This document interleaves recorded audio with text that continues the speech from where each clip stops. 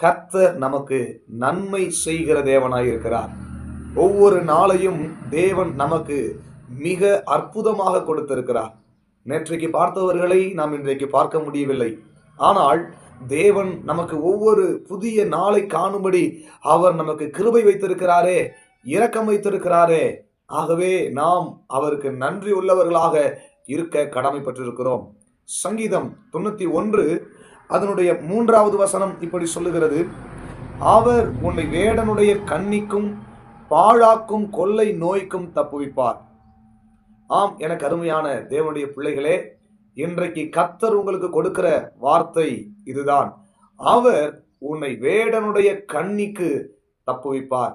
மறைமுகமான கண்ணிகள் உங்க வாழ்க்கையில, உங்க குடும்பத்துல பிசாசானவன் எதையெல்லாம் மறைமுகமாய் வைத்திருக்கிறானோ, குடும்பத்தை தாக்கும்படிக்கு, பிள்ளைகளை தாக்கும்படிக்கு, பொருளாதாரத்தை தாக்கும்படிக்கு பிசாசானவன் எந்தெந்த காரியத்தில் உங்க வாழ்க்கையில் மறைமுகமாய் கண்ணிகளை வைத்திருக்கிறானோ, ஆண்டவர் சொல்லுகிறார், அவன் வைத்த அந்த கண்ணிக்கு உன்னை நான் தப்புவிப்பேன் என்று.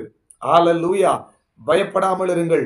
மறைமுகமாய் மனிதன் மூலமாய் வருகிற சூழ்ச்சிகள் குடும்பத்துல பலவிதத்துல உங்களை தடுமாற பண்ணுகிறதா, பிள்ளைகளை தடுமாற பண்ணுகிறதா, பல விதத்துல நீங்கள் என்ன செய்வது என்று அறியாமல் முழித்து கொண்டிருக்கிறீர்களா? இன்றைக்கு நம்முடைய ஆண்டவர் சொல்லுகிற வார்த்தை இதுதான். அவர் உன்னை வேடனுடைய கண்ணிக்கு, பாழாக்கும் கொள்ளை நோய்க்கு தப்புவிப்பார். நீ தப்புவிக்கப்படுவாய். இந்த சத்தத்தை கேட்டுக்கொண்டிருக்கிற என் அருமை சகோதரனே, சகோதரியே, ஆண்டவர் உனக்கு சொல்லுகிற வார்த்தை இதுதான். உனக்கு மறைமுகமாய் வைக்கிற சூழ்ச்சிகளில் இருந்து உன்னை தப்புவிக்கிற ஒரு வல்லமையுள்ள கர்த்தர் இன்றைக்கு உன்னோடு கூட பேசிக் கொண்டிருக்கிறார். ஏன் என்னுடைய வாழ்க்கையில இப்படி தடுமாற்றம் என்று ஒரு பெரிய கேள்விக்குறியோடு இந்த சத்தத்தை நீங்கள் கேட்டுக்கொண்டிருக்கலாம். அந்த கேள்விக்கு ஒருவேளை உங்களுக்கு பதில் கிடைக்காமல் இருந்திருக்கலாம். ஆனால் இன்றைக்கு நம்முடைய தகப்பன் உங்களுக்கு சொல்லுகிற வார்த்தை, உன்னை வேடனுடைய கண்ணிக்கு தப்புவிக்க போகிறேன். இதுவரைக்கும் நீ ஜெபித்த ஜெபத்திற்கும் வடித்த கண்ணீருக்கும் ஆண்டவர் சொல்லுகிற வார்த்தை இதுதான். நான் உன்னை உனக்கு மறைமுகமாக வைக்கப்பட்ட கண்ணிகளிலிருந்து, சூழ்ச்சிகளிலிருந்து விடுதலையாக்குவேன். ஒருவேளை மறைமுகமா உங்க குடும்பத்திற்கு விரோதமா மாந்திரிக கட்டுகள் வைத்திருக்கலாம், பிள்ளி சூனிய கட்டுகள் வைத்திருக்கலாம், ஏவல் பிசாசுனால நீங்க பாதிக்கப்பட்டிருக்கலாம். ஒருவேளை சாப்பாட்டுல கலந்து கொடுத்து ஒரு விதமான பிசாசுனுடைய தந்திரங்கள் குடும்பத்தை ஆட்டி படைக்கலாம். இன்றைக்கு தேவன் உங்களுக்கு தெளிவாய் சொல்லுகிற வார்த்தை இதுதான்.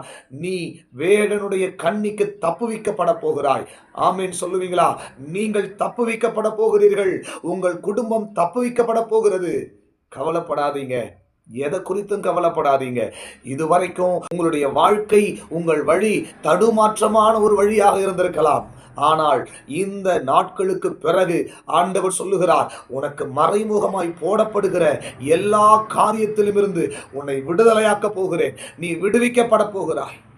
ஒரு விதமான வியாதிகள், பல விதத்துல சரீரத்துல பலவீனத்தோட இந்த சத்தத்தை நீங்கள் கேட்டுக்கொண்டிருக்கலாம். எனக்கு அருமையான தேவனுடைய பிள்ளைகளே, ஆண்டவர் சொல்லுகிறார், பாழாக்குகிற கொள்ளை நோய்களுக்கு உன்னை நான் தப்புவிப்பேன். நீ விடுதலையாக்கப்பட போகிறாய். இந்த நாட்களுக்கு பிறகு உன் வாழ்க்கையில் ஒரு பெரிய விடுதலை வரப்போகிறது. ஒரு பெரிய விடுவிப்பை கர்த்தர் உனக்கு தருகிறார். படுகுழியிலிருந்து கர்த்தர் உன்னை மீட்டெடுக்கிறார். மறைமுகமாய் சிலர் உனக்கு விரோதமாய் குழிபறித்து வைத்திருக்கலாம். அந்த குழியில ஒருவேளை நீ விழுந்து கிடக்கலாம். பிசாசானவன் போட்ட வலையில, திட்டத்துல நீ சிக்கிக் கொண்டிருக்கலாம்.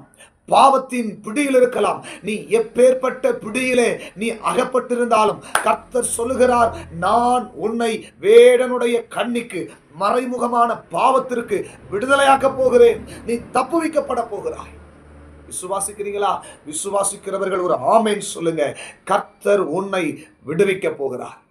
நீ விடுதலையாக்கப்பட்டு பரிபூர்ணமான சமாதானத்தை, சந்தோஷத்தை அனுபவிக்க போகிறாய். ஆமென். ஹல்லேலூயா! நான் உங்களுக்காக ஜெபிக்கட்டுமா?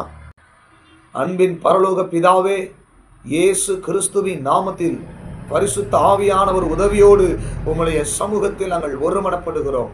ஆண்டவரே, இந்த சத்தத்தை கேட்டுக்கொண்டிருக்கிற என் அருமையான சகோதரனுக்கும் சகோதரிக்கும் இன்றைக்கு ஒரு விடுதலையை கொடுக்கும்படியாய் செபிக்கிறேன். பிசாசானவன் விரித்து வைத்திருந்த அந்த வலையில் இருந்து இயேசுவின் நாமத்தில் ஒரு விடுதலை உண்டாவதாக.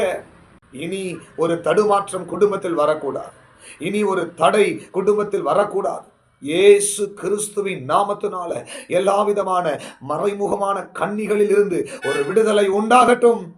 ஒரு விடுதலை உண்டாகட்டும். என் தேவனாகிய கர்த்தர் அற்புதங்களை செய்துவிட்டீர் என்று நான் விசுவாசிக்கிறேன். கொள்ளை நோய்க்கு அகப்பட்டிருக்கலாம், சரீரத்தில் வியாதி, பலவீனம், என் வாழ்க்கை என்ன செய்ய போகிறேன், எங்கு போய் முடிய போகிறதோ என்று பலவிதமான கேள்விகளோட மன உளைச்சலோட இந்த சத்தத்தை கேட்டுக்கொண்டிருக்கிற ஒவ்வொருத்தருடைய வாழ்க்கையிலும் இன்றைக்கு ஒரு அற்புதம் நடப்பதாக. ஆவியானவரே, நீர் அப்படி செய்கிறதற்காக ஸ்தோத்திரம். உம்முடைய நாமம் மகிமைப்படுவதாக. ஆவியானவர் பலப்படுத்தும் விடுதலையை கொடுத்ததற்காக ஸ்தோத்திரம். இயேசு கிறிஸ்துவின் நாமத்தில் ஜெபிக்கிறேன் நல்ல பிதாவே, ஆமென், ஆமென். கவலைப்படாதீங்க. உங்களை கர்த்தர் விடுதலையாக்கி பரிபூரணமான சமாதானத்தை உங்கள் குடும்பத்தில், உங்கள் வாழ்க்கையில் நிச்சயம் தருவார். God bless you.